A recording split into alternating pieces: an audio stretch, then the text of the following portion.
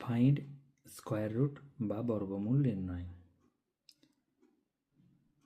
এর মধ্যে আমি দুটো পদ্ধতি দেখাবো, একটা হচ্ছে মৌলিক উৎপাদক পদ্ধতি, মৌলিক উৎপাদক বিশ্লেষণ পদ্ধতি বা প্রাইম ফ্যাক্টরাইজেশন মেথড, আর এটা দেখাবো আমি ভাগ প্রক্রিয়ার সাহায্যে বা ডিভিশন মেথড।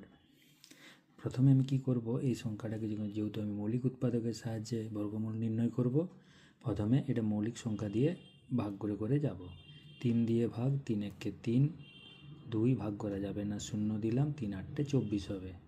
আবার 3 দিয়ে হবে 3 3 9, 1 18, 3 6 18।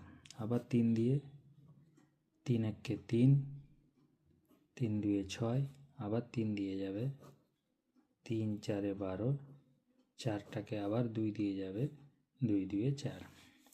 তাহলে এর উৎপাদকগুলো হবে বা মৌলিক উৎপাদকগুলি হবে 3 × 3 × 3 × 3, 4টা 3 × 2 × 2। তাহলে এর বর্গমূল করলে যেটা পাবো সেটা হচ্ছে কি, যে এখানে দুটো 3-এর জন্য একটা 3, এখানে দুটো 3-এর জন্য একটা 3, আর এই দুটো 2-এর জন্য একটা 2, মানে জোড়া জোড়া, একটা জোড়া জোড়া সংখ্যা থাকলে একটা একটা করে বসবে।